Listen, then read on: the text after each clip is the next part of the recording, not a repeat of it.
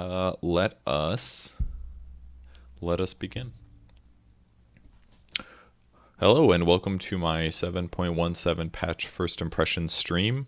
To clarify, I'm going to get things wrong because you guys have had 7 hours to understand and get reference out of the patch, and I'm just going in this fresh. So I'm going to tell you guys what I think about what I see, and I may be maybe wrong about some of those aspects. So let me begin. Yule's Scepter of Divinity, movement speed reduced from 40 to 30. I think this is more than fine. There's a lot of heroes that really profit from the item in a lot of ways, basically. The item is it's very valuable in a lot of different ways. It gives you, the base stats that it gives you are not incredible. 2.25 mana regen is probably the best part of it. But 40 movement speed was certainly the second best, if not the best. The 10 intelligence is pretty meh. And the active is obviously very good as well, just because it can buy you 2.5 seconds. You can use it to set up on people. You can interrupt TPs.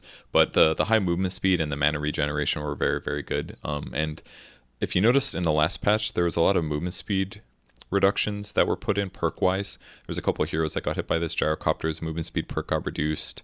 Shadow Fiends got reduced. Who was the other one that got reduced? I think BANE, Oracle, I believe, got theirs reduced a little bit. I think what Ice Frog is looking at is that there's probably too much movement speed in the game right now, and anybody that doesn't have like really good disable is just kind of screwed by this. And maybe that's not what it is. Maybe that's not the reason why, but it seems clear that there is movement speed reduction across the board.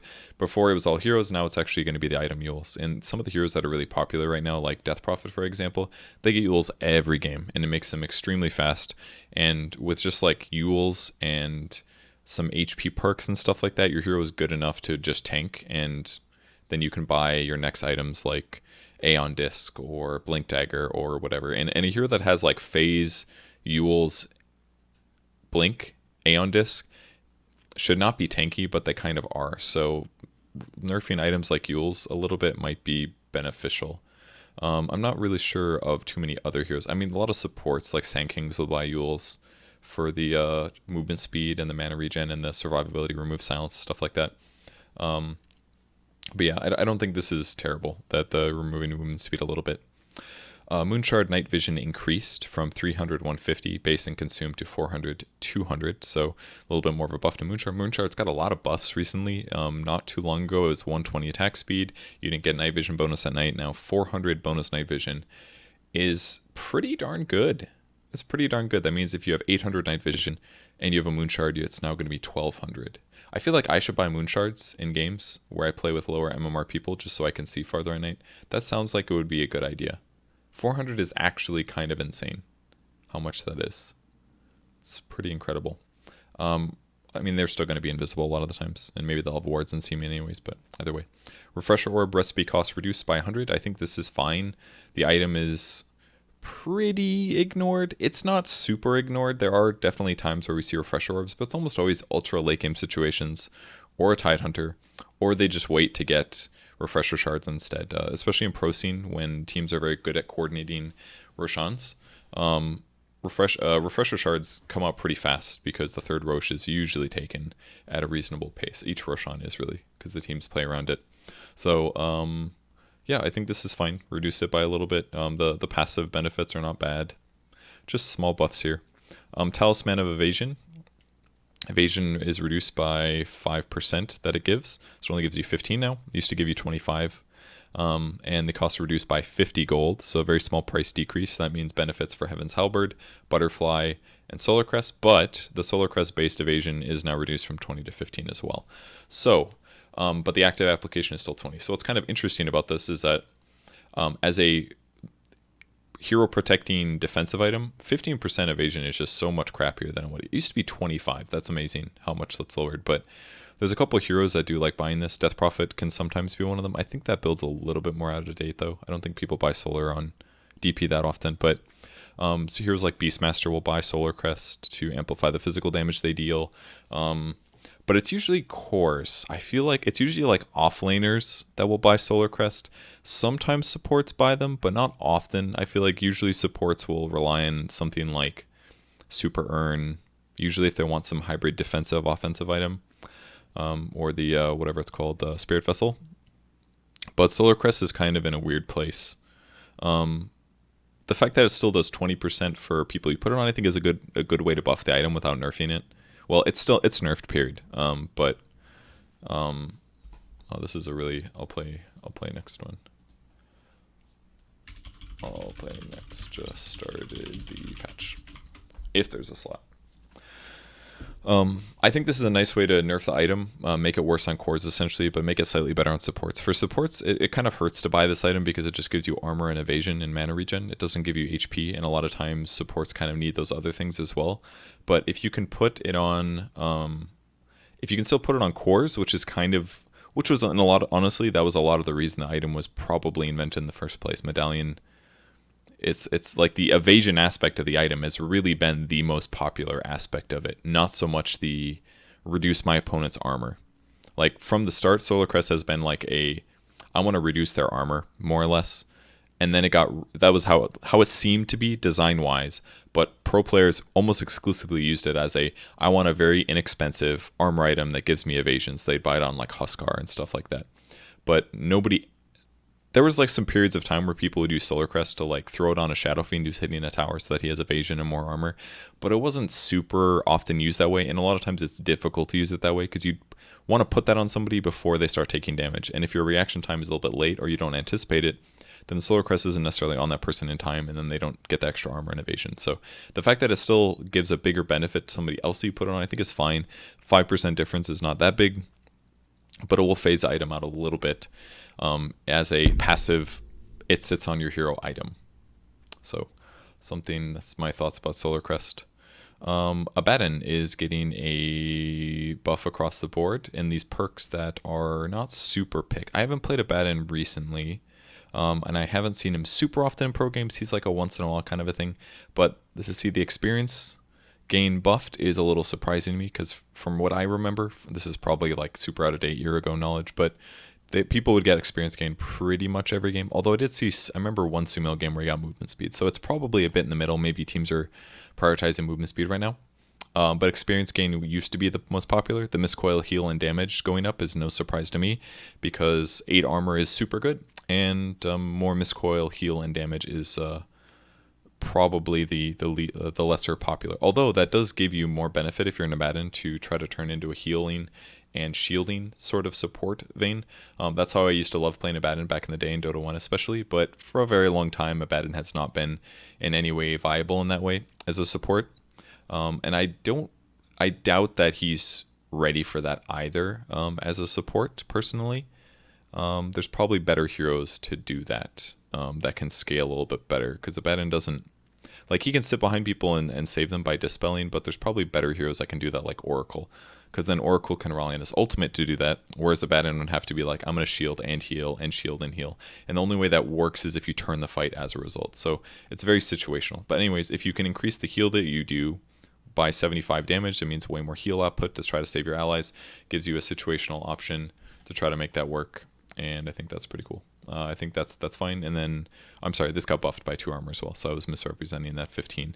I would have argued that the 15 perks kind of suck. Most of ABADDON's 10 and 15 perks feel bad to me. 25 movement speed isn't bad, experience gain isn't bad, but the 20 and 25 perks for ABADDON are amazing, I would say. But the 10-15 felt kind of crappy, so I don't know, maybe a little buff there. Alchemist Chemical Rage now applies a basic Dispel on cast. That's pretty interesting. Alch got kind of wrecked by the bounty rune change recently, which is not undeserved, I don't think. But it sucked because Alch support got ruined, essentially, right when Slax was into it, too. I felt so bad, too, because he was getting really into it, and he let me show him how to make it a little bit better. But he got over-nerfed a little bit by the bounty rune change, and now a basic Dispel and cast is nice. You could use it to remove Venomous Gale and stuff like that. I would argue as a support, that's really, really beneficial. As a core, it's not terrible by any means either, but it's more of like a reaction thing. But either way, a Dispel based on your ulti, ooh, that sounds great. The downside is that a lot of times you're going to want to use your ultimate just to prepare the initiation because it gives you movement speed buff and health regen and mana regen, all that stuff. But yeah, this is pretty cool. I really like this. The fact that it gives you a basic dispel. Can't use it against silence is the only negative, of course, but gets a lot of other stuff you can use it, so it's cool. You could use it against like Ancient Apparition Cold Feet, for example. He puts Cold Feet on you, you turn your ultimate on, all that's gone. So it might be hard and obnoxious for a lot of other heroes to play against it in some cases. To be like, I want to punish him for being out of position, but he's gonna use Chemical Rage and he lucked out and just happened to dispel something that was important. So maybe there's some cases where this is gonna be annoying, but as a whole, it's probably a nice way to put any extra thought into using your ultimate other than, do I need the movement speed, the regen, the mana regen? I'm popping Chemical Rage. It might make people delay and make some outplay potential for Alk that doesn't necessarily buff him to become like a monster again. Ancient Apparition level 10 talent increased from 60 to 90 GPM. I think this needed to happen. I'm actually surprised it took so long for this. There was a very long time where Ancient Apparitions all grabbed the GPM talent, and I dislike this personally because Ancient Apparition can't farm very fast, so GPM talent is good, but 60 GPM is extremely low, and a lot of times they would go like Midas into GPM talent. It's just disgusting. Just go fight people. Go fight, go gank, do something like that and get kills. And Spell Amp was buffed. I think it went from 8 to 10. But Spell Amp is just better, in my opinion, just because, I mean, it increases the Chilling Touch damage that you deal, not your allies, so it doesn't really benefit that. But Ice Blast does a shitload of damage, actually. If you do the math out, I did this on a spreadsheet once. But I think, if off the top of my head, I seem to remember it was something like, well, we can do the. All right, I'm gonna do the math really quick. I'm gonna open a spreadsheet really quick because I want to get these numbers right, just to really weigh in you guys how good it is. So it does 250, 350, 450. Those are the raw damage, and then it does 12.5, 20, and 32. 12.5, 20, 32 damage per second, and that's for a duration of 8, 9, and 10 seconds.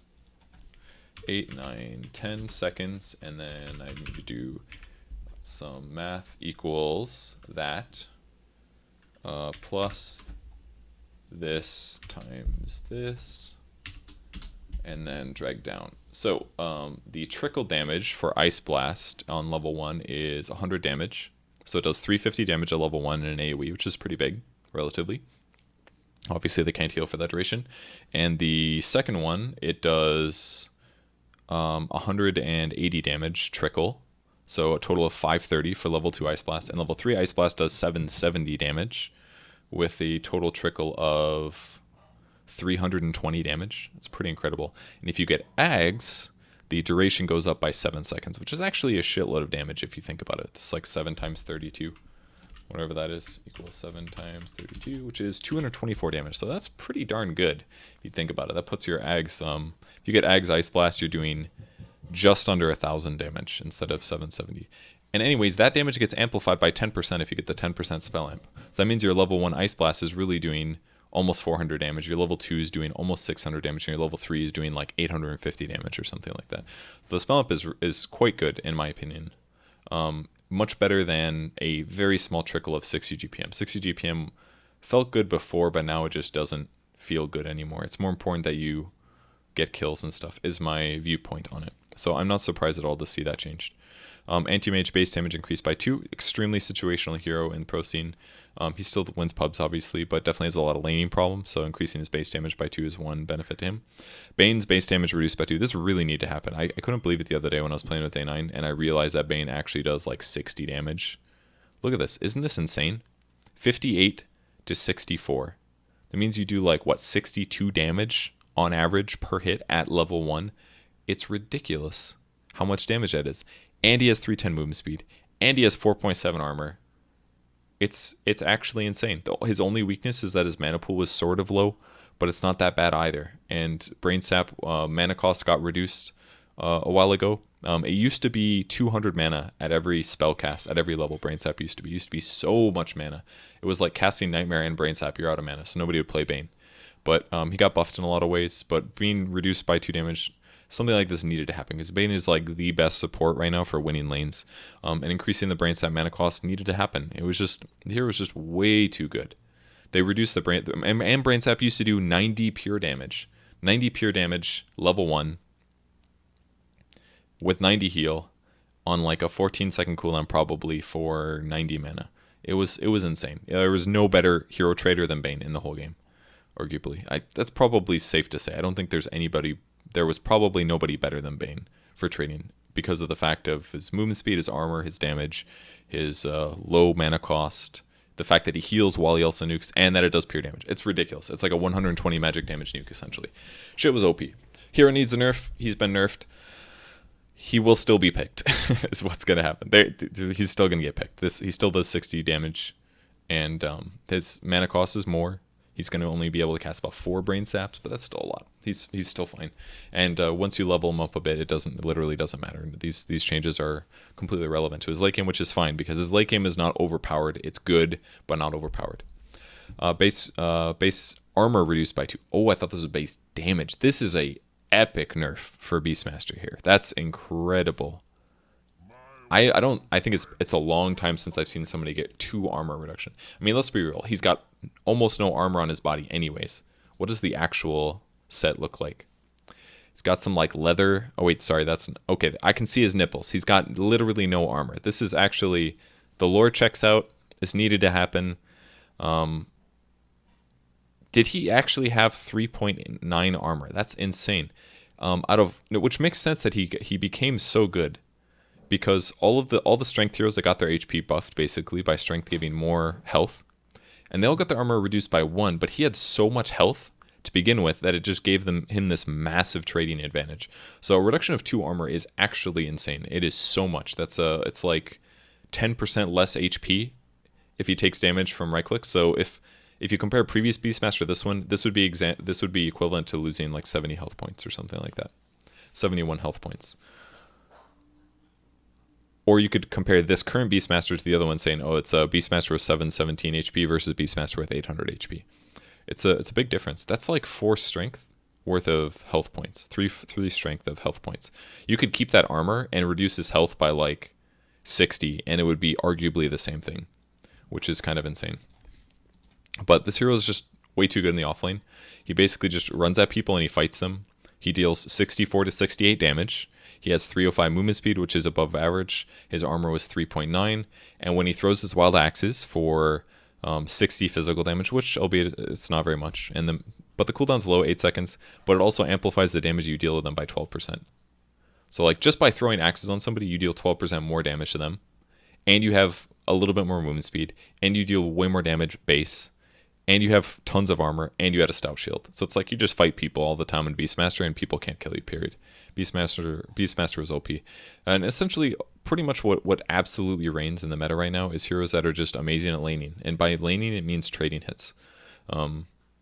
Makes me want to talk about the Learn Dota series. We're almost done. We finished the Dota Basics episodes. There's 10 of those. Those are super, super simple. In terms of topic, but we're just getting to the Learn Dota episodes now. So it's basically going to be like videos shortening what I taught day 9 into like a 10 to 15 minute video. And then trading is going to be episode 2. But my point being that the laning stage is a lot about trading in addition to getting last hits. And the heroes that trade better are just by far better, because if you out-trade somebody, they have to leave the lane or you kill them. And then you go back to getting last hits. Or if you are getting last hits and they try to harass you, it doesn't work as well because you're a hero that's good at trading, either by being tanky or dealing more damage to them or whatever. So this is one of the things that VP does really well, is they pick heroes like Bane and sometimes heroes like Beastmaster, and they just win their lanes repeatedly. EG was using Beastmaster a lot for similar reasons. So if you can't win your lanes or stabilize your lanes through trading, then you kind of lose your control over getting all the creeps and last hits. It's something that VP does amazingly. So this hero needed to be nerfed. This hero needed to be nerfed. Bristleback Viscous Nasal Goo now has a -2 armor base reduction. So I think what this means is that level 1 Nasal Goo does -3 armor now. And then each additional goo will be -1 armor. Whereas before, it would be 1 armor, then 2 armor, then 3 armor, then 4 armor. But now it's going to be 2 + 1 + 1 + 1 + 1. Or when you have level 4 Nasal Goo, it'll be it'll be 4.2, which is kind of a lot. And then it'll be 6.6, and then it'll be 8.8, and then it'll be 11. So level 4 Nasal Goo, you can get up to -11 armor on somebody, which is really good, actually.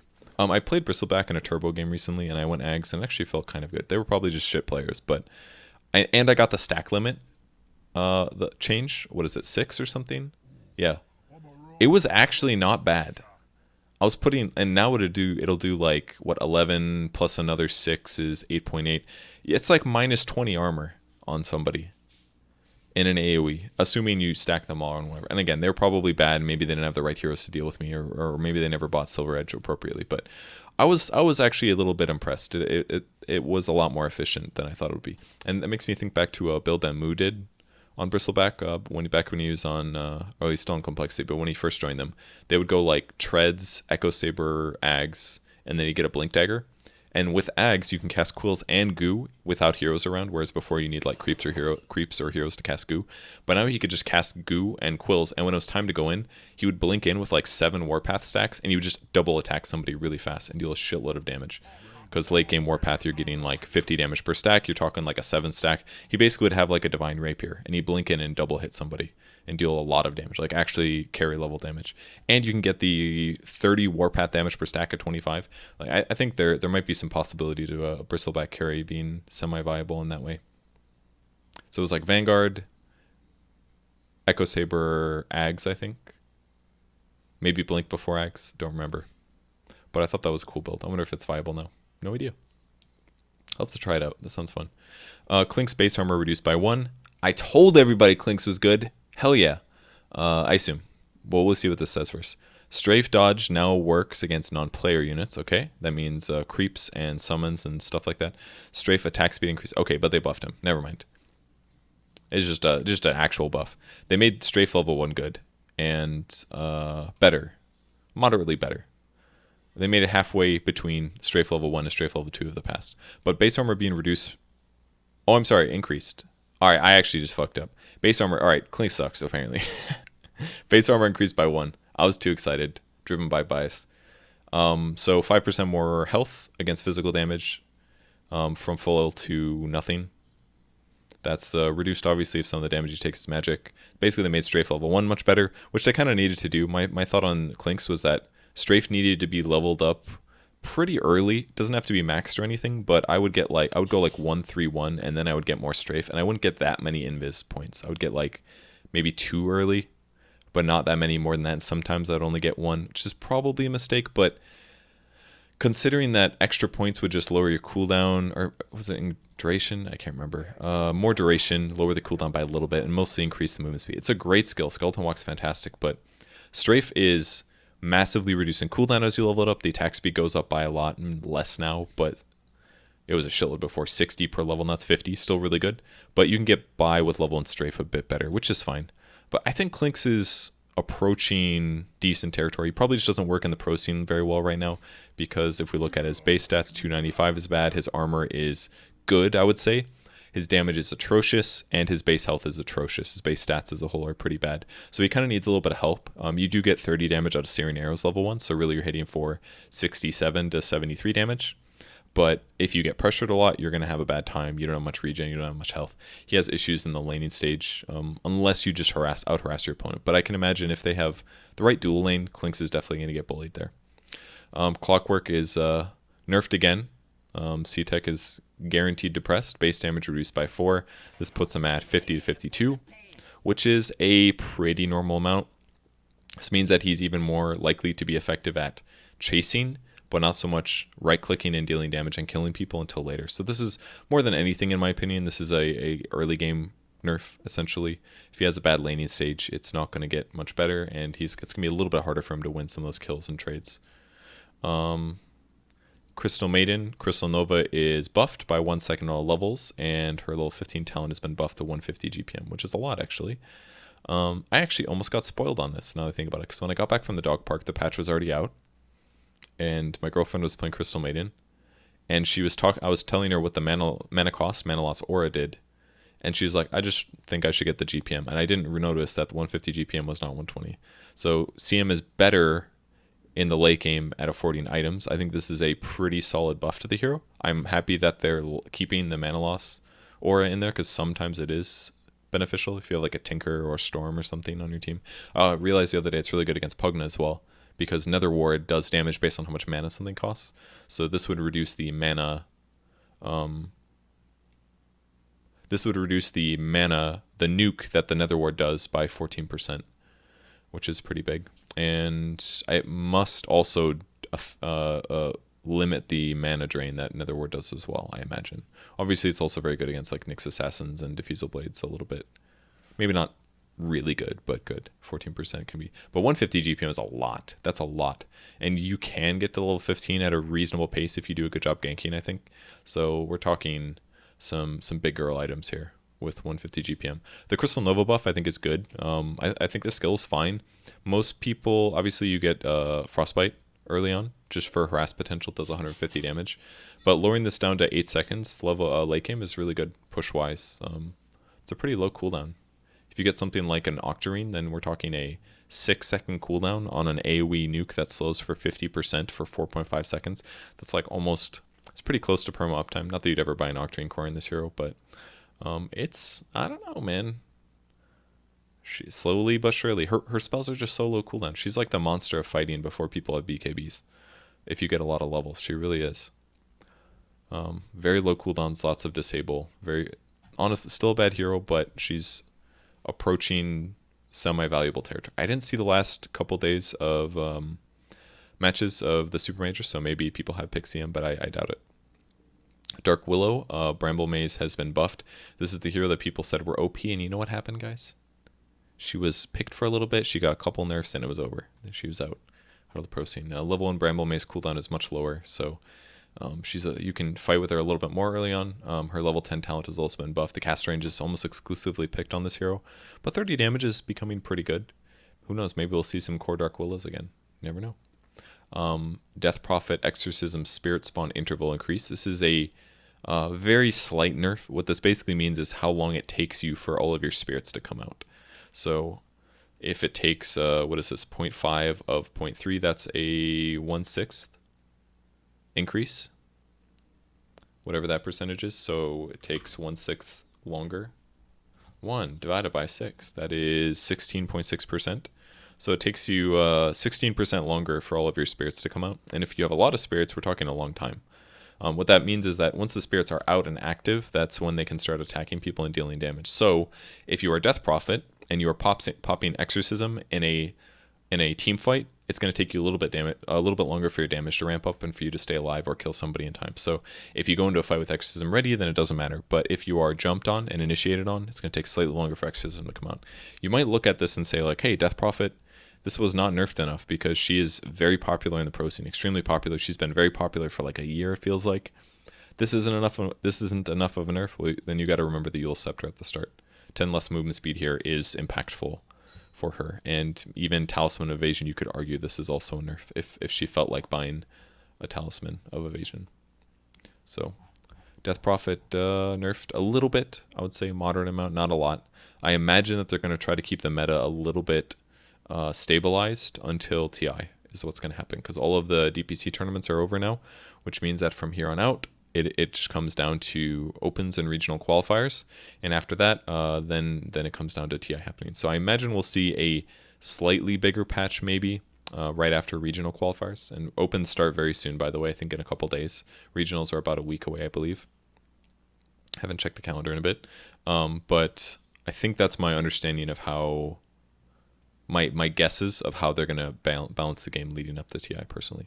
Disruptor Thunderstrike cooldown increased, so it is much longer at level 1, 18 seconds instead of 15, so even harder for Disruptor to zone and trade hits at level 1, which is actually a pretty big nerf. If we look at the recent patches, this used to be 12 seconds at level 1, and now it's 18, which is really long.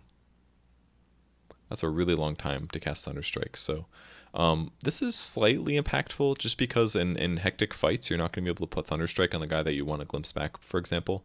But if your Sir Action selects, this doesn't really matter because you max the skill out anyway, so what's the big deal?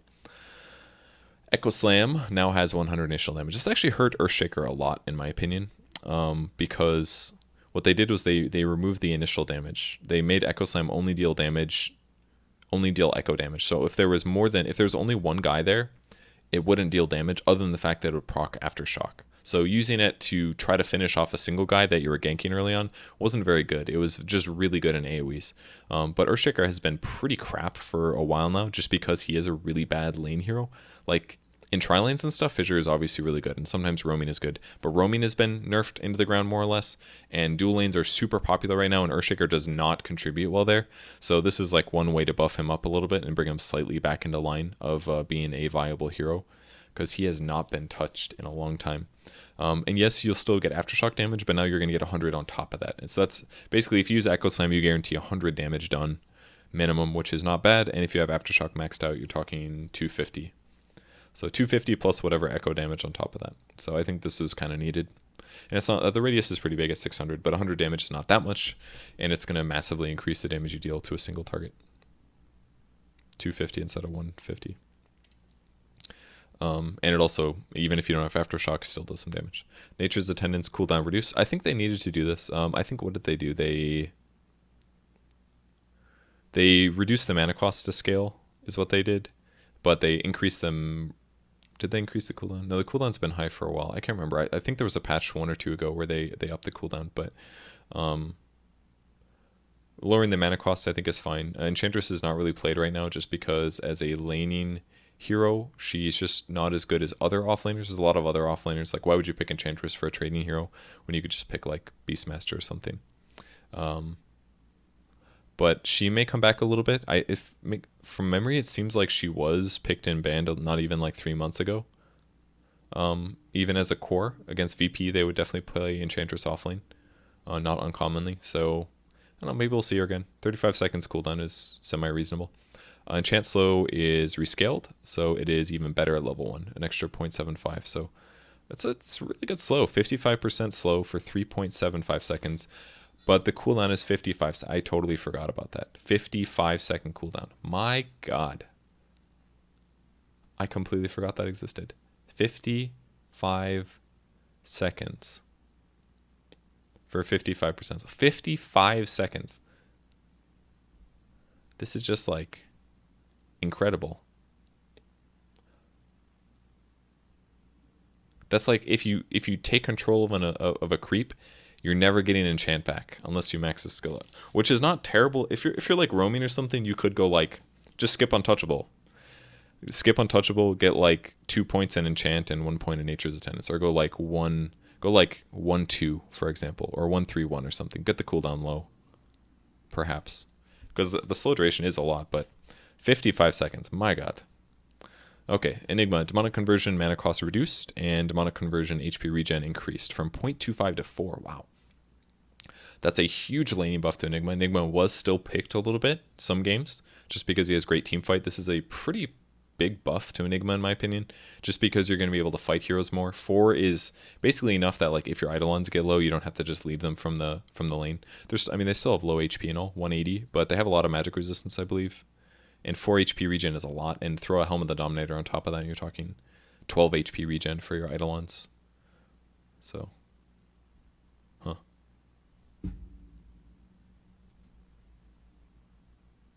Timeout. Gyrocopter, talents, level 15 talent change from +3 flat cannon attacks to 0.5 second homing missile stun duration. I think this needed to happen, and again, they're going to nerf the level 20 talent from 45 movement speed to 40. This used to be 50. It was reduced by 5. It is being reduced by 5 again. That needed to happen just because the Ags build. I mean, this is kind of what made the Ags build good. Basically, this is what happened. I'm sitting over here, I'm like, dude, Ags Gyro is the shit, but I'm not an amazing player, so I didn't really make it super viable. But now everybody does it. They go like phase boots. They sometimes get a drum, they sometimes get a BKB, but a lot of times they get an Ags either before the BKB or after.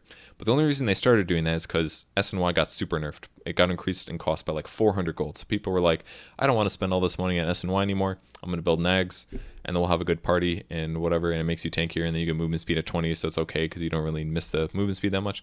But now that the movement speed is being reduced a lot, it's making the Ags build better. And flat cannon being removed, I think really needed to happen. It was just way too good. I actually thought the other perk's actually really good. Plus 11 rocket barrage damage. That's a 50% increase to rocket barrage damage. It does 900 damage if you only have one target near you. 900 damage for rocket barrage instead of 660. It's just like 990 instead of 660. It's incredible.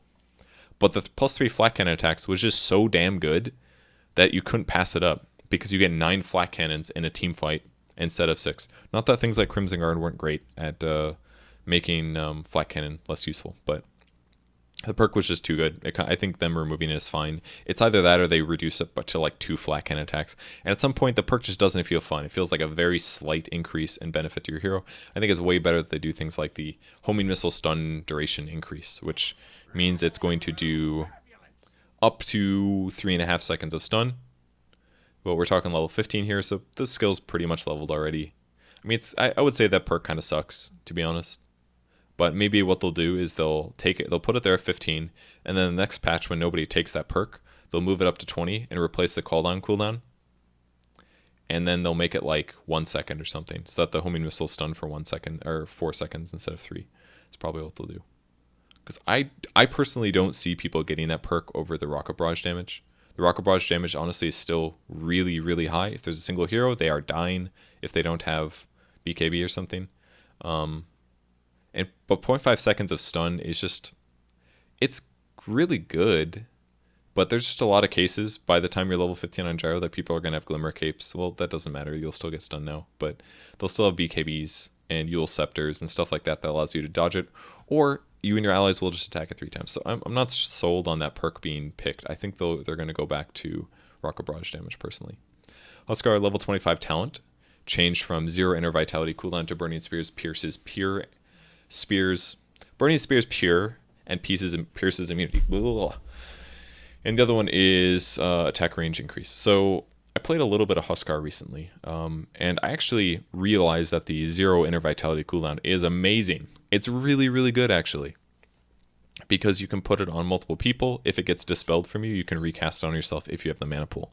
I didn't end up watching CCNC's Huskar game from Super Major yet, but I felt like that was the better perk to me over an extra 125 attack range. Not that the attack range was bad, but both of them getting buffed I think is fine because Huskar in the ultra late game sucks. This is basically this other perk that they just put in, the Burning Spears pure and pierces immunity. People have been asking, I've seen comments about this saying like this needs to happen for quite a long time, just because if somebody uses a BKB and you life break them, you will slow them, but it doesn't deal damage, I believe is how it works. And then you can't even use your spears anyways, so it's kind of hard to deal with people that pop BKB. But if you're talking a level 25 Huskar, which is very late in the game, I think this is potentially very OP, personally. It's basically like, Huskar's going to have this like big snowball in the early mid game where he's really strong, and then the late game he's going to suck, kind of. And then once you hit 25, you're going to be good again, is what's going to happen. Because what's also amazing about this is you're talking about a skill that does magic damage, and then you're making it pure. That alone is a buff, because you're increasing its damage by like minimum 25% because of people's magic resistance. As soon as you make something pure, magic resistance is gone. So like Huskar against a Dragonite, for example, it's now going to be amazing ultra late game because you're just going to deal pure damage, and even though he's going to have like, I don't know, 40% magic resistance or something, it's great. Or if you're against an anti-mage, as soon as you hit 25, anti-mage is screwed, kind of. Sort of, not really, because anti-mage is also going to be 25 and probably have a bunch of items and shit. But if you're attacking anti-mage, you are dealing a lot of damage. Pure damage. So, and it goes through BKB. So if they have BKBs, it doesn't matter. If they have a lot of magic resistance, it doesn't matter. But with that said, Huskar has kind of been barely even a cheese hero for a long time. I think this probably needed to go in, and it's so late. This feels like one of those perks that like making it earlier than 25 would just feel wrong. I like what they did with the other perks. There's also the plus 10 Burning Spears DPS. So you're talking 30 pure damage for 7 seconds per attack. That is a shitload of damage. Huskar is going to be very happy with this if Huskar was a real person. Cataclysm max spread distance reduced. So I believe the way this works is the distance of the 2 Cataclysm Sunstrikes from each other is slightly reduced. So it's going to be slightly better by itself. IO going to get nerfs, obviously, because the hero was still good, even though they changed him and people complained. Shout out to those that said he was broken and ruined. I get they changed him and that hurt people, but there's no way that... I mean, IO is still IO. So they're nerfing him again. Spirits damage reduced. Spirits was really good with the slow. I think this they definitely needed to reduce the damage. 100 damage per hit while also slowing people. You could basically perma-slow somebody for like 1.5 seconds every spirit usage, and deal 500 magic damage, which is a lot. Reducing it to 80 is fine. So that's going to deal 400 damage instead of 500. It's still good. Tether movement speed bonus is reduced to 5% at level 1. It's about as good late game, but not quite as good. Again, lowering movement speed, as you can see. And level 10 talent has been nerfed. They reduced the damage one, which is a little surprising to me. From what I remember, most people grabbed experience at 10. The exception I'm thinking of is the game DJ played it, where he went 60 damage. But since then, I haven't watched any IO game to see which perks they're getting. My assumption based on seeing this is that they got the damage routinely. But basically, damage being reduced, this is fine. And the level 20 talent of health regen is being reduced as well. That just got put in. Used to be the 25, used to be like 50 health. They put it 20 at 20, now it's 15. I think I remember saying that this one seemed really, really good. And then they put the attack tethered allies target up to 25 is what they did. They swapped those two. But I was still super good. I assume he will still be played. He's just a little bit worse now. And I don't think this is going to matter that much. 2% is kind of big. This damage is kind of big. This late game number is kind of big, but these other ones are not that big of a deal. So I think IO will still be very good.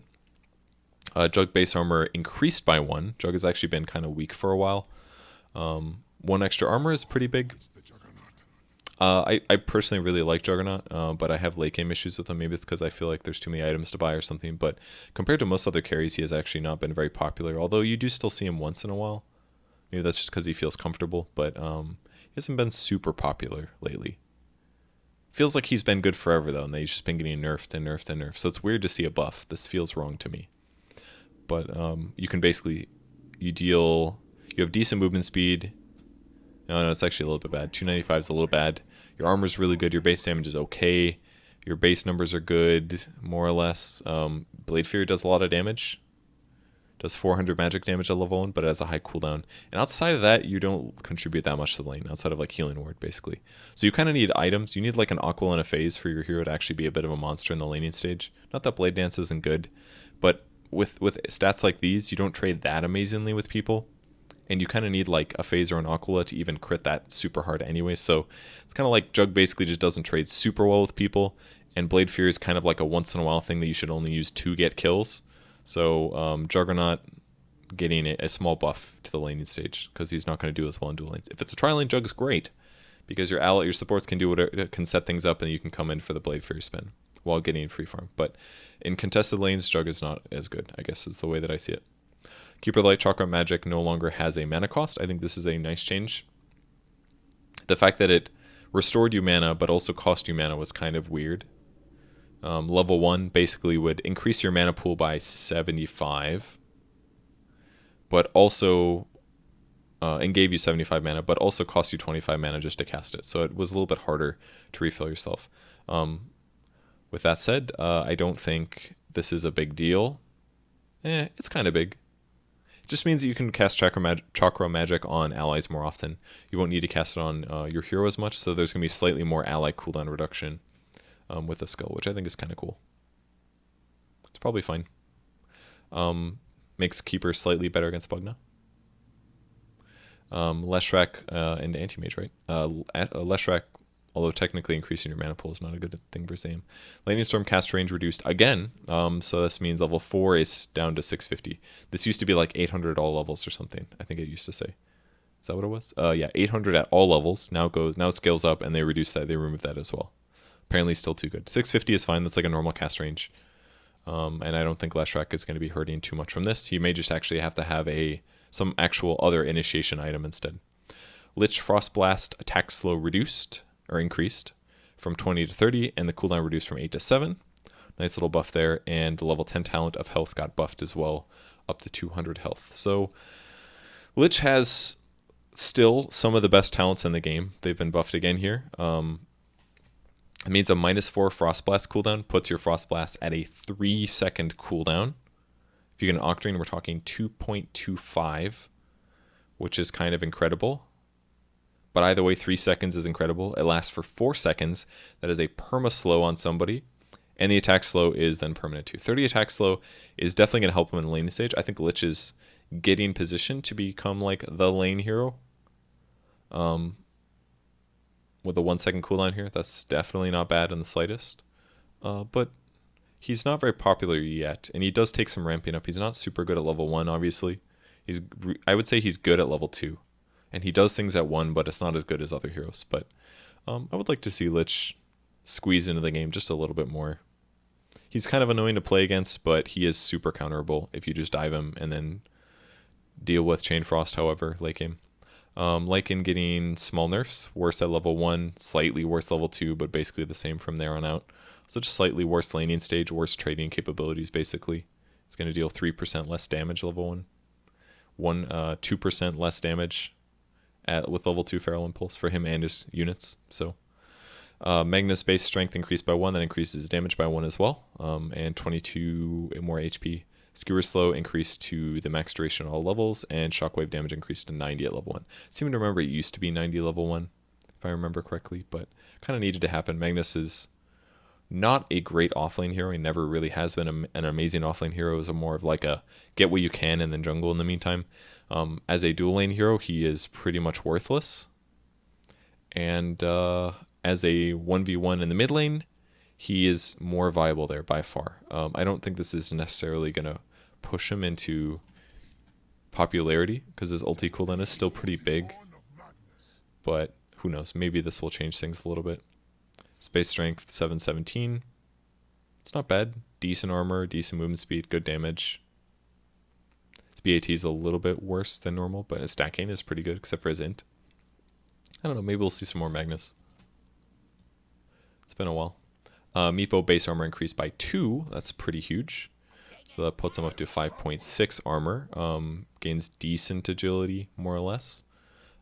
So physical damage, Meepo is going to have a easier time trading hits now. I don't play Meepo enough probably to comment on that heavily, but laning stage should be a little bit easier for heroes that right-click him a lot. Mirana level 25 talent reduced by 5 seconds. So this is nerfed, which it was recently. Can I not see that? Oh, they just buffed the duration by 3 seconds. So by buffing the duration by 3 seconds, it went up to 18 seconds duration with a cooldown of 20 seconds. So it's almost permanent uptime. Now it is a 7-second downtime. But were there, I mean, I know Mirana's been picked a little bit recently, but were there like some late game Mirana abuses? I'm not sure. Not sure if there was. Song of the Siren mana cost increase. This is fine, in my opinion.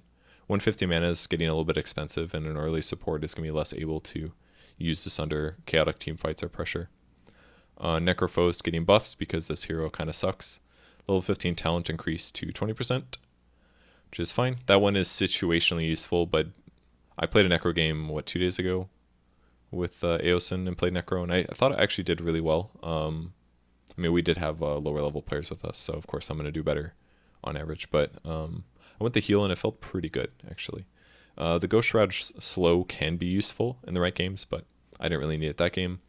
And the 25 talent has been buffed again. I actually agree with this one. Both of them actually sucked, was my viewpoint. Both of those perks were awful. Maybe awful is too strong, but before it was a 1.5 second death pulse cooldown reduction. It would go from 5 seconds to 3.5. That's your frickin' level 25, guys. That's your level 25, and it's lowering your death pulse cooldown to 3.5 seconds. Who gives a shit?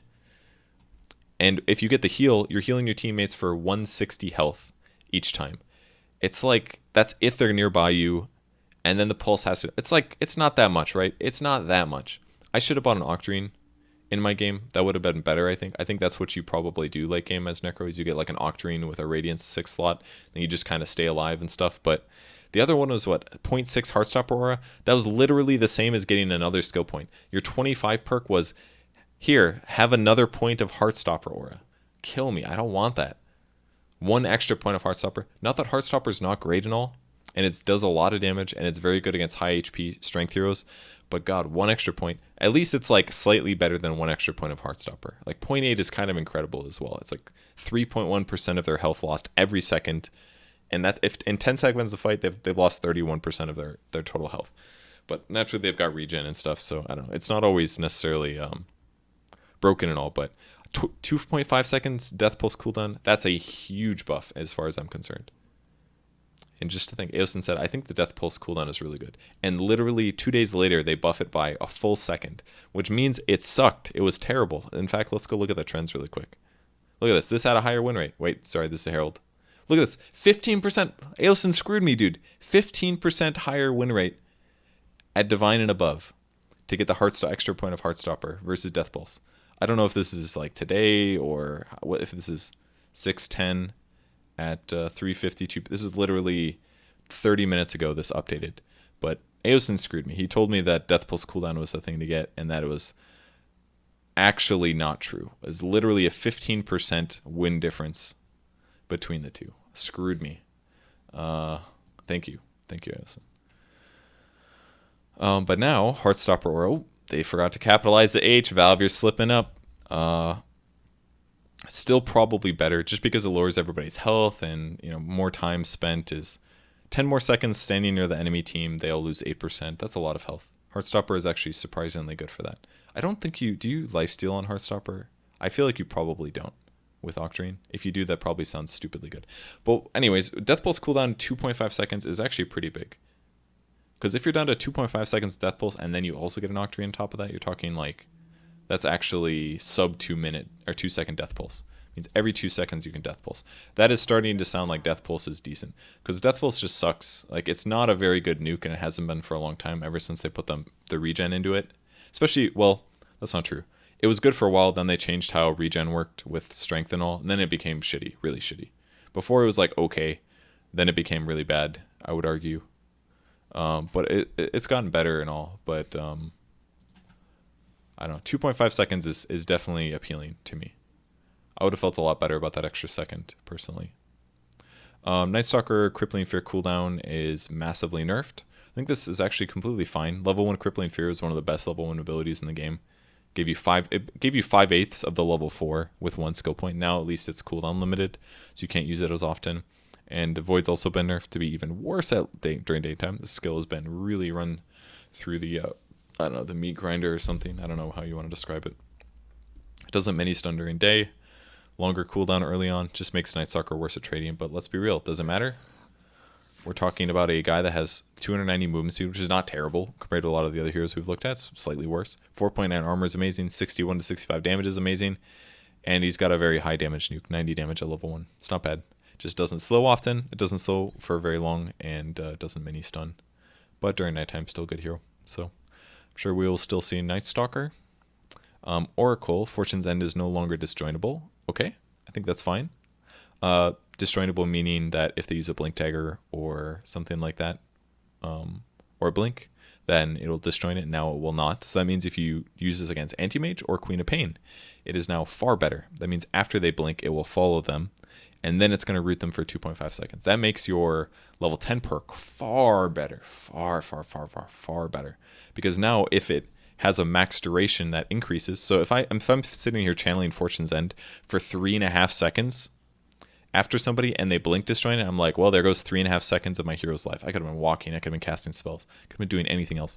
But now if that doesn't disjoint, that 10 perk actually becomes an anti-Queen of Pain or anti-Mage chase thing, because you know that once it finally catches up with them, you spot them and they're rooted for 3.5 seconds, and it does the damage, and it dispels them. A lot of really good things about Fortune's End here. I think this is a really nice change to Oracle that made a skill that was very obvious that it was coming, it preventing disjointing. The fact that it can no longer be disjointed is a good thing based on how the skill works. The fact that it is I'm casting Fortune's End and standing here for 2.5 seconds and then releasing it, and then they're like, okay, I'm Manta ready. I've had Manta ready for 2 seconds. It hits you, you use Manta, you run away, whatever. But if they don't have Manta, then hey, you're going to actually get a disjoint. That's good. And they also buffed the GPM at 15. That 90 GPM was disgusting. 120 is much more in line with what it should be for level 15. This is all fine, in my opinion. Looks good. Fixed Rolling Thunder having no effect on units like Primal Swift Brewlings and Ancients Neutral. Still doesn't affect Roshan. Okay? This is a Pangolier buff, for the record. The hero is popular with some teams, but not all teams. Primal Split Brewlings, it's probably fine. But it's just like a basically a something that should have been there, some quality of life thing, and not affecting ancients is also fine, probably. Phantom Assassin, Stifling Dagger slow rescaled, so better level 1 ability to make her better at laning. She is actually a really shit laning hero. Dagger does 65 plus 25% of your damage, which is basically like a small, it's like a moderate damage increase, but it's a 6-second cooldown, it's mana expensive, it barely slowed for 1 second is like nothing. But slow 1.75, that's not bad.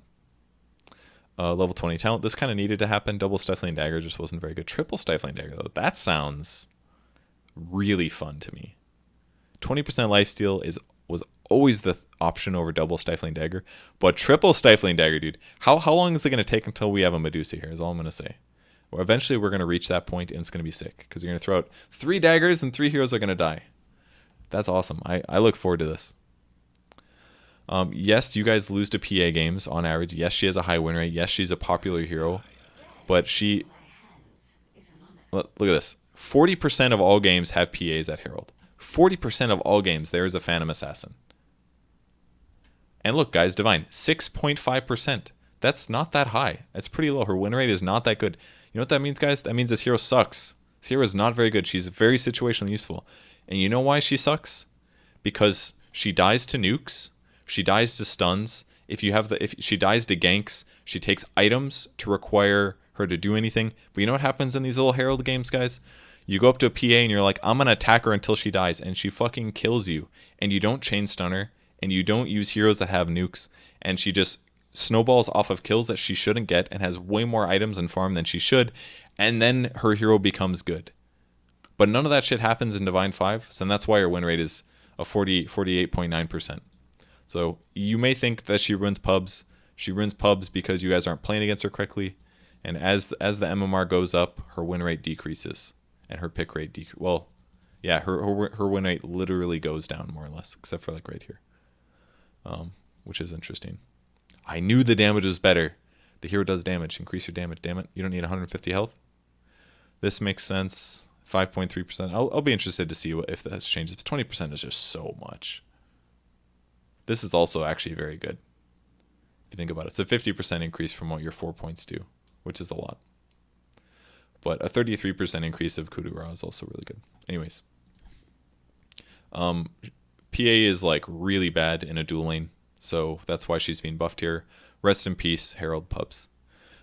Phoenix Supernova stun duration is increased by 0.5 seconds at all levels. I think this is fine. It's really rare that the Supernova stun goes off. And if it does increase in the stun duration, I think is a nice little change. I'm down with this. 2 seconds is respectable for an ulti that looks so cool. And Phoenix kind of is bad anyways. So I mean, they buffed him in a pretty good way, but I don't think he's been picked that often, like once or twice. When your Rift silence duration increased for quite a bit, so doubled the duration of level 1. So much better level 1 skill. This could potentially leave some options for Pucks to max out phase shift earlier. I don't necessarily think they'll do it. But level 1 Waning Rift is really good, actually. 100 damage, 1.5 second AoE silence for 1 skill point. That's a really good skill. Really, really good skill. Dare I say a 1.1 wonder skill. This is like Frostbite, basically. Waning Rift, level 1 is like Frostbite now, except for the cooldown. Tons of damage, tons of disable duration. Maybe not tons, but lots of above average damage. Alright, I would say tons of damage for an AoE. Good disable duration. Cooldown's long. Mana cost is reasonable. It's a good skill. Good skill. You should still probably max this out second, I feel like. But Pudge talents. Level 10 talent changed from plus 5 armor to 30% experience. And level 15 is 75 damage to 12% rot slow. So those were basically the 2 perks that people almost never grabbed. The rot damage was grabbed just because it increases your chance to get a kill. With your ultimate, because you turn on Rot, obviously. It dealing more damage is not a big deal because you have more magic resistance. Spell Lifesteal is also grabbed just because any Rot damage you're dealing is giving you health back, helps you offset all that. But Rot Slow is also, the fact that the Rot Slow and the Lifesteal are on the same one is kind of cool because they're essentially both affecting the same perk, really, because the Spell Lifesteal is mostly about Rot, in my opinion. So you can basically trade it off. Do you want more survivability or do you want to be able to disable people for more? So that'll put it from a 32% slow AoE to a 44%, which is pretty big. It's not a huge radius, but it's a pretty big slow. Experience gain would obviously help you in quite a few ways as well. Lets you get to your perks faster. Lets you get to your 20 perk, for example. Lets you get to 25. I actually feel like this experience gain perk is not bad in any way, because most of the time Pudge is getting levels by killing heroes. So, oh wow, look. The experience gain is undefeated. Well, more like this one is undefeated, but... So basically nobody has played Pudge in Divine or above since who's also recalibrated. So if you've recalibrated and you've gotten Divine or above, have you played Pudge yet? And the answer is nobody has played Pudge and gotten the experience gain yet that has recalibrated and is above Divine. In fact, it looks like none of these players have actually. Maybe the numbers, maybe they messed something up here. It looks like they messed up something up in Dota Plus trends. Like they didn't program these new perks in yet, and that's why they're not showing. That's what it looks like to me, at least. I don't think I like the Rotslow one very much, personally. I don't think that one's that great. The percentage feels a little bit slow, but against the right heroes, this could be good, I guess. And if you catch somebody and you can stay on top of them, much easier. But I like the 30% experience gain. I think I could see myself wanting to grab that one as well, especially getting to these 2 perks and then maxing out Flesh Heap faster. Like if you get this, you're going to deal less damage, yes, but you're going to get to 15 quicker, which means more magic resistance, lots more health if you're doing really good, because you're going to get strength bonuses.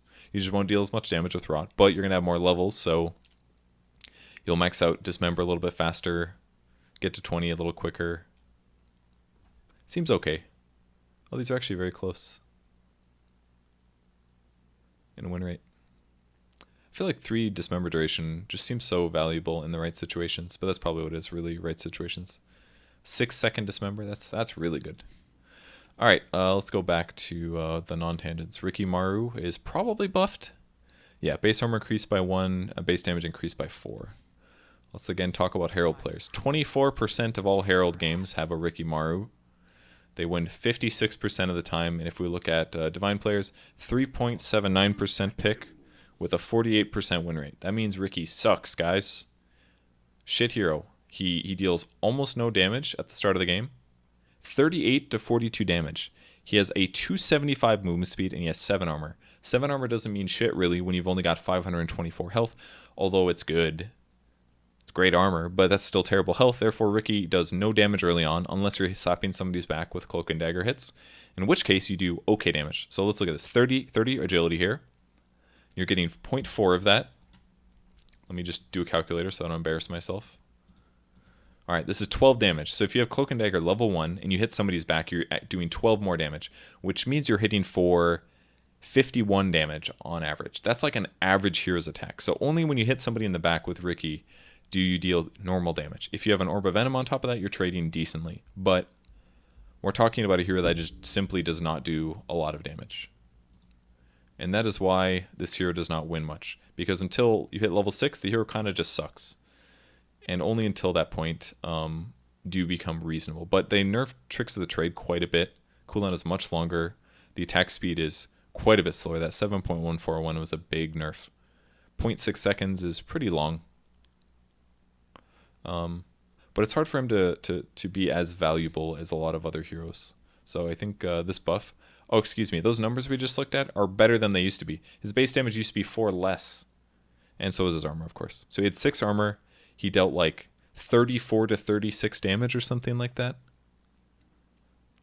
That means if you hit somebody in the back, you were dealing 48 damage, less than the average hero by far.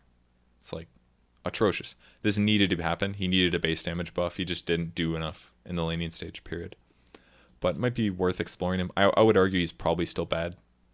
This is probably not enough, but it may start towards the right trajectory. There's no way he works well in a dual lane. Like if you guys are level 1 and a Ricky is hitting you, you turn around and you mess that guy up. He's got less health than you. Yes, he's got good armor. He's gonna, as soon as you let him hit you in the face, he's dealing like 38 damage. 38 damage, that's nothing. You will deal 50 damage minimum. If you're an actual good trader, like Bane or something, you're dealing 60. You're dealing like 50% more damage to him than he is to you, outside of armor. But like, if you just hit Ricky a little bit, guys, and use like a spell on him, and attack him while he runs away into the darkness, you have won the trade. And that's all you need to do on Ricky. Don't let him kill you for free. Problem solved. Sinking base damage reduced by 3. The hero is still really popular. Caustic Finale slow is scaling and reduced again, even more so, 15% slow. I think this is fine. What's our base damage at now? Still pretty high, big range. I didn't realize the range was so wide. 47 to 57, but that was that 3? Yeah, 3 damage is not insignificant, but he'll still be fine. Just a little bit worse at trading, basically.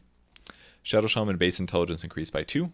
That means 2 more damage. That means 32 more mana points. Hex mana cost. Ooh, big hex buff. Wow. 70 mana level 1 hex. That's really good. That's becoming a reasonable skill. 10 less mana late game. But basically, it might be worth. It's more worth it to put more points into hex. Level 2 hex is now the same mana cost as level 1 hex, but his 2-second duration on hex is actually pretty respectable. Like I don't think it's unreasonable to max out the skill a little bit quicker, or at least get a couple points in the early game. Maybe it's worth it to go like 2-2-1 or something. I don't know if that's. I don't know. Depends on what you want to do. But if you want some disable heavy, more points at hex is definitely much better than it used to be. 40 mana per level instead of 30, and it starts at like 40 mana less. You can cast it so many more times. How many hexes can you cast at level 1 now? I guess his base int was actually not that great. It was 19 before. 390 mana. That's a lot of hexes. 140, 280, 5 almost 6 hexes, level 1. So 73 to 80 damage. This hero's practically Treant Protector, but ranged. Almost as slow, but a very, very high damage hero. If you play Shadow Shaman mid, do people just not contest you in last hits, I guess?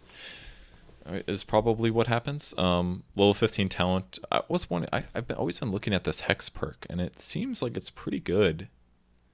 So this will now reduce your Hex cooldown from 13 to 8 instead of 13 to 9. So it's an 8-second cooldown Hex with a 3.5-second duration. That is so freaking good against heroes that have like Kraken Shell or something. Or like against a Slark. That perk is so good against those heroes. Obviously, you have to stay alive for more than 9 seconds for that perk to be good, and cast range is obviously also amazing on Shadow Shaman, but damn, dude. 5-second Hex cooldown? That seems really good. Level 25 talent is nerfed. The ward's attack damage. I actually think this is more than fine. This is like one of the most rare Shadow Shaman like nerfs to a hero for bad players that I've ever seen before. And you know why that perk was nerfed? Is because what happens is like people play against Shadow Shamans and they go into a game and then like the wards just like get refresher dropped with Ags, and then like you lose the game. Is probably what happens. It's probably really obnoxious to play against. I imagine like his win rate in super late game is probably not terrible. Oh, the Hex cooldown is actually much higher win rate at 5k. Like I said, this is probably such a low pick percent. It's probably very situational. They probably do it mostly when it's valuable, but let me drink some water. Regardless, this perk is far better than the Aethershock damage one anyways. Which I don't want it to be true, but it's true. Just because, again, if you get a Refresher Shard and you double drop wards and you also go, like, Serpent Ward's max HP, like, it just, there's nothing you can do about it. Like, the wards just kill everything. So, I think slightly nerfing this in the super late game is fine. That's actually so much damage. They deal 100 damage late. Every point is 30. So that perk gave you 2 extra points of ulti, essentially. That's insane. Ugh. What a gross perk. That was way too strong. Now it does 150. Still really good. Still a huge increase, but damn, dude. 400 Aethershock damage is a 720 cone nuke on an 8-second cooldown, which is not bad. I want to play like Shadow Shaman Core and go like an Octarine. That sounds fun. Go Hex cooldown, things like that. I haven't tried that in a long time. Shadow Shaman, where are we at? All right. Silencer, Arcane Curse penalty duration increased from 4 to 5 seconds. So that means that if I throw an Arcane Curse and you cast a spell, that the duration is increased by 1 second. So that means if I cast it on you and you don't use a spell, it still does the same damage, which is 200 damage. But now, if you No, I'm sorry. 240. 240 damage. But if you cast a spell while Arcane Curse is on you, it deals an additional 200 instead of 160 damage. And then it gets increased by 5 seconds every time. So this is more penalizing in the way that the skill is supposed to work, and Silencer isn't very popular right now. I saw, who was that? Team Spirit picked him one game, I remember, but I don't know if there's been other picks. But Silencer's been pretty ignored for a while. Assassinate cast range increased to be the same at all levels. That's cool. And the level 10 perk has been buffed. Okay, cool. So I just casted a game with Day 9 for the After Hours Gaming League where snipers, there was a sniper there that got cooldown reduction instead of damage. And at first I was like, oh, this guy's bad for sure, obviously, right? But the more I looked at it, it's actually not terrible. So get this. This is how it becomes semi-beneficial. Number 1, phase boots. You got to get phase boots, I think, if you go cooldown reduction. Because then your phase boots get their cooldown reduced. So rather than an 8-second cooldown on phase boots, it was like 6.8. But now it's going to be 6 seconds. So if we look at phase boots as an item, for 3 seconds, you get a movement speed bonus. So if you're a sniper and you get a 25% cooldown reduction, that puts your phase on a 6-second cooldown with a 3-second uptime. That means 50% of the time as sniper, you will have phase boots active, which is insane. You could argue, if you average this out, this is an 8% movement speed buff on this hero, if you have that cooldown perk and you have phase boots. Otherwise, it would be 3 times 6.16, and then what, divided by 8 or something? Yeah, so phase boots normally gives you on average a 6% movement increase, whereas with the cooldown reduction, it will be an 8% movement increase. I think that's correct. So cooldown perk, phase boots on sniper is one obvious way. If you buy a Shadow Blade, you're talking about lower cooldown. You can do things like, what would be another example? I mean, phase boots, Shadow Blade alone are pretty good, I think, cooldown wise. Black King Bar, Hurricane Pike, maybe if you want to get that. But I'm not the biggest fan. I'd prefer you just like selectively choose one to engage. Dagon? No, I'm just kidding. Don't get Dagon. But basically, like BKB, Shadow Blade, even like your basic skills are actually really, really effective if their cooldown reduction is in there. Like Shrapnel is going to recharge a lot faster. Assassinate, lower cooldown can be really good, because then you'll have, what, 7.5 seconds, and you get the Assassinate cast time. That's decent. I think there's some, yeah, Pike, again, I'm unsure if Pike is the most amazing. There are definitely some games where you need to get it, but I'm just not the biggest fan, is all. It's a lot of gold for an item that can save you, by all means, but I am certainly going to consider getting this. 25% is kind of a shitload. 20 damage is also really, really good, depending on the build you're going. But lower shrapnel cooldown alone should mean that you farm faster, especially for creep waves and jungling. So that alone sounds really cool to me. And then you could get like shrapnel charges maybe and just shrapnel all the time. Maybe even get the shrapnel DPS. That's crazy to me though, because 40 attack speed is insane on this hero. But there's definitely, you can easily play, all right, Nuke Sniper, it's here. Let's be real. Look at this hero's stats. His second best stat is int gain. He has shitloads of mana, basically, as the game continues. Tons of mana, really like moderately good agility, and okay but kind of crappy strength. His base movement speed is shit. His base damage is shit. His armor is like kind of okay. Just go nukes. It's nuke time, guys. It's time for like, I mean, I wouldn't get like Kaya. Kaya is obviously terrible because the mana savings is atrocious. But is there some value with like, it's just so hard. Everything's so right click based, right? But maybe if you go like Shrapnel DPS, God, that's a 100 damage per second AoE. It's kind of insane. 100 damage per second AoE. There's just no way that's good. There's just no way. And you'd have to play him. Like, maybe you could do this as a support or some shit, but like, probably not. But it would be fun to try. It's probably terrible though. But 25% cooldown, that's really good. What if you got like Octarine? I mean, obviously you get Veil, right? You just go Sniper and you build like Veil and you get cooldown reduction and Shrapnel DPS. But it's so slow. Just slow damage increase. Go like Veil, Dagon, E-Blade, or Veil, E-Blade, Dagon. E-Blade, Dagon sounds better. Because then your right click is better, you've got more agility. That just sounds good to me. And then you can E-Blade ulti easily. And then if you go to Refresher, you can E-Blade ulti, Refresher, E-Blade ulti. That's the build. Alright, that's it, guys. Phase Boots Sniper with Veil and E-Blade. Maybe like a 4-staff. And then you get cooldown reduction, Shrapnel DPS. Try it out. See it in your pub soon. That's the new build. Alright, where are we at, Sniper? Okay. Spectre, level 15 talent has been buffed. 10-second cooldown now. So that puts your dagger at a... I'm sorry. -10. Okay, so 6-second cooldown, 7-second duration. Whereas before it was 8 seconds. So that put it at slightly downtime. I've experimented with these dagger perks a little bit. They're actually really good. But it's hard to make them worth picking on Spectre because the whole purpose of Spectre is to deal damage and then just get really tanky and jump on top of people and stay alive while fighting them. And yes, you could make him this like insane chase hero. And eventually these perks are gonna get buffed enough, or the need for him to be chase viable is gonna be good enough where it's just worth getting. But both of these perks are actually so good. The Spectral Dagger cooldown and the 20% Spectral Dagger slow. Like, if you get the dagger slow and you use it on Ember Spirit, you can just chase him down so easily because he's slowed by 40%. It's insane. Your hero is 40% faster.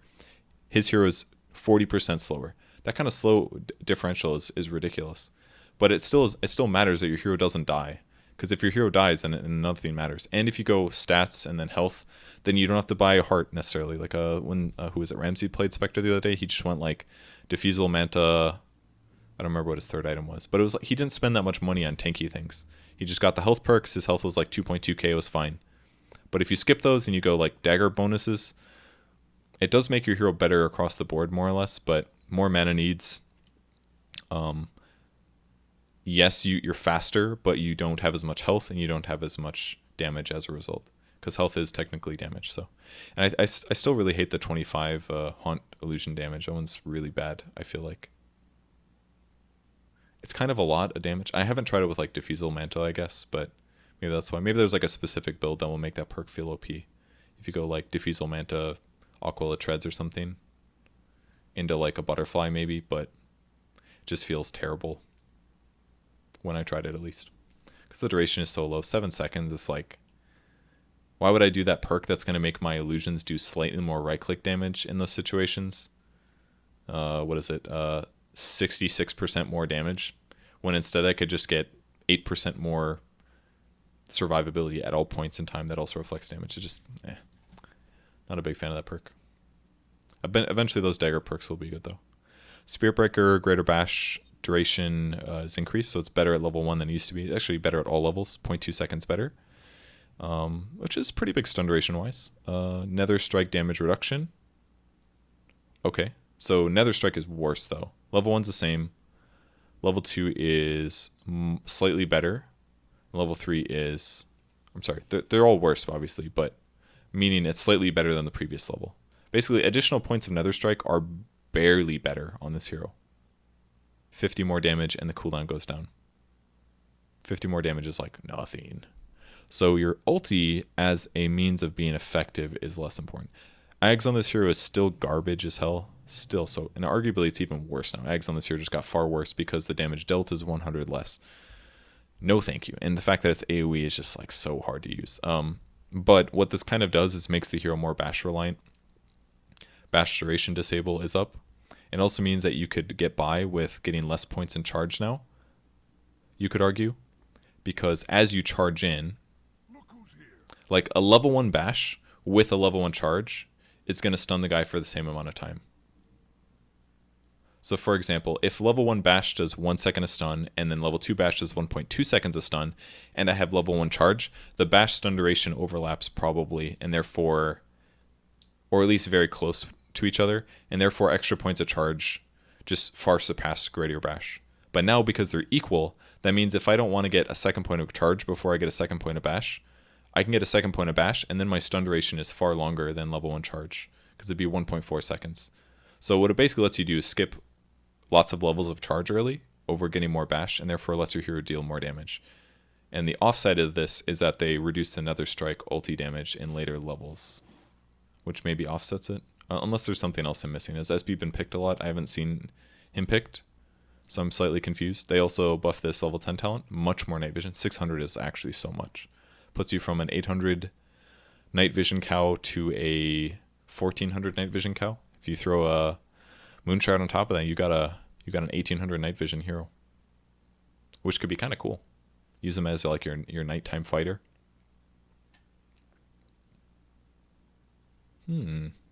But this is nice. This is sort of inconsequential because your ulti is mostly a stun anyways. This is fine. Overall, obvious buffs.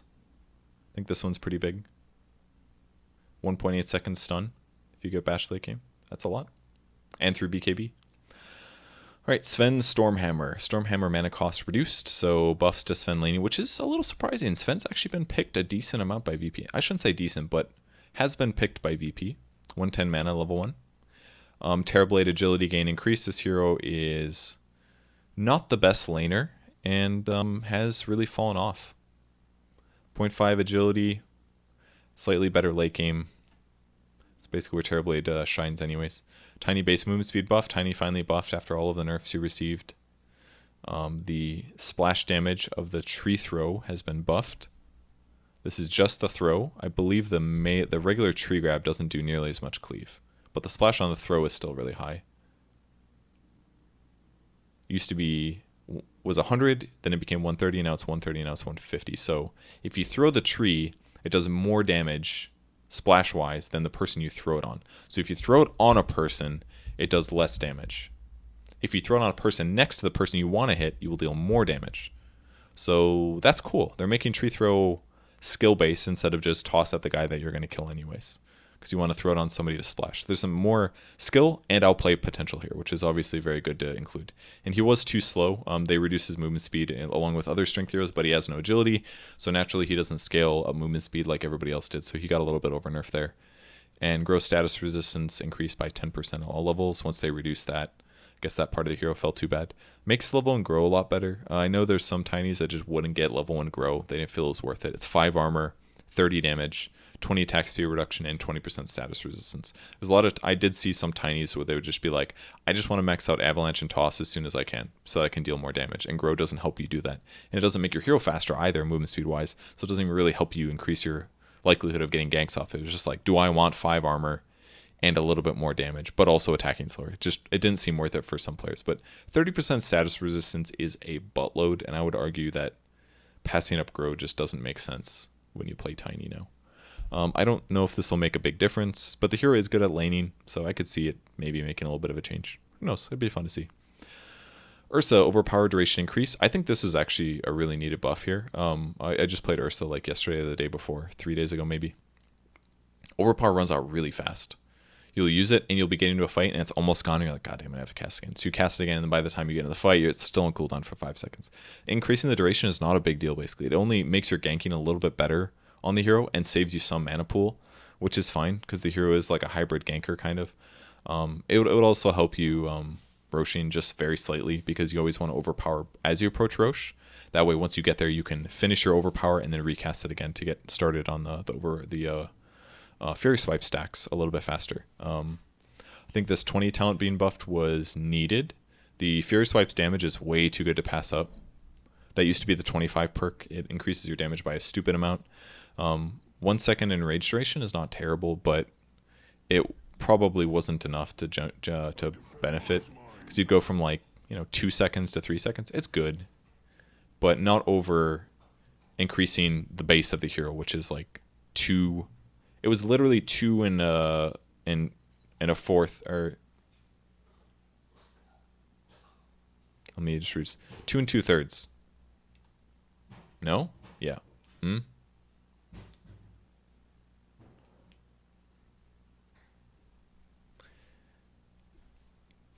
Maybe. 2 2/5. 2 2/5 of a Fury Swipe point is what that 20 perk is right now. So it's basically 2 and some extra Fury Swipe points is that level 20 perk to the left, the Fury Swipes damage. That is super good. Fury Swipes is a lot of damage increase. I haven't done like math to look at a chart of like how much it is, but considering how much it scales per level, the fact that it increases it by another 12 is a huge amount. It's hard to pass that up because your hero's all about right clicking anyways. The enraged duration is really good. When I played him the other day, I don't know if it was turbo. I think it was a turbo game. I got to 25. I did the AoE Earthshock. It was actually it was the first time I've ever gotten it. It's turbo, of course. It doesn't matter as much, but I felt a little underwhelmed about it. The AoE was huge. That was cool.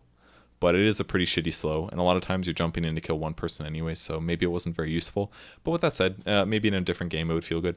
But now that it's 1.5 seconds enrage duration, that could put you up to 3.5 seconds of enrage, and then you can also gain status resistance at 25 when you use it. I could see that becoming situationally really good if they're very disable heavy. That could be very useful, and it reduces hexes, by the way, if it's active. You could buy ags with it, and then if you get stunned, turn it on. Any stuns that happen afterwards are heavily reduced.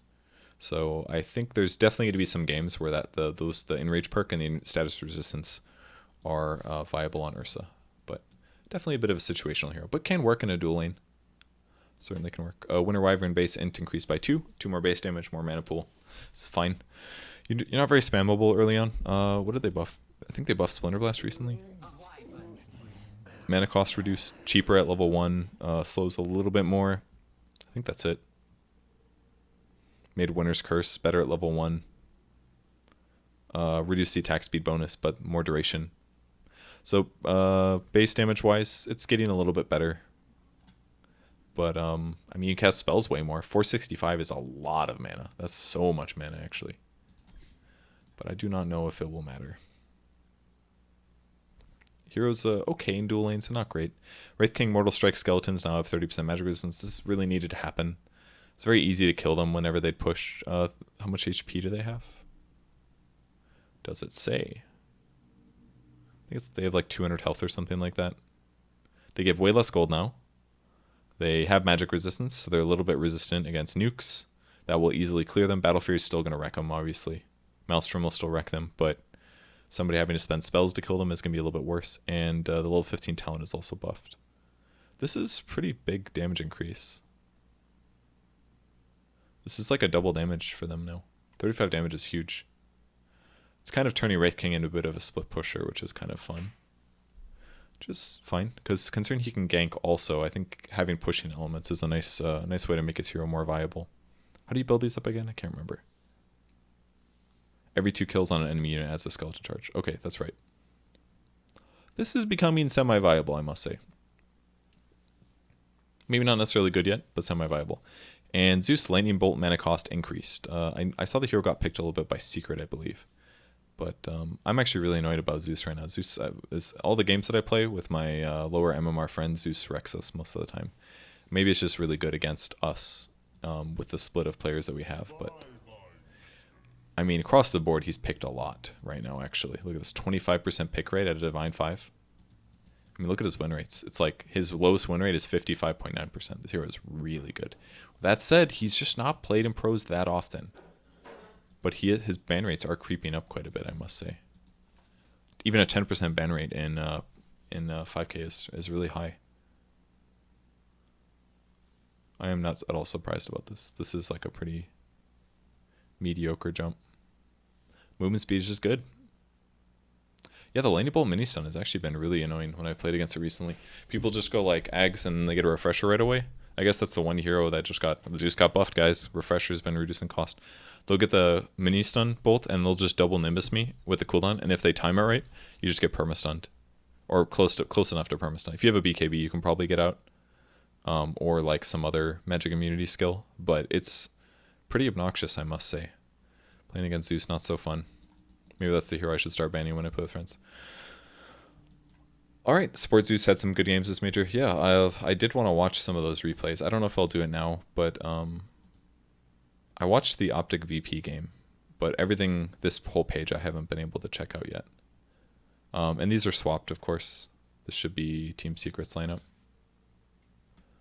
But Oh, it was a Corsi.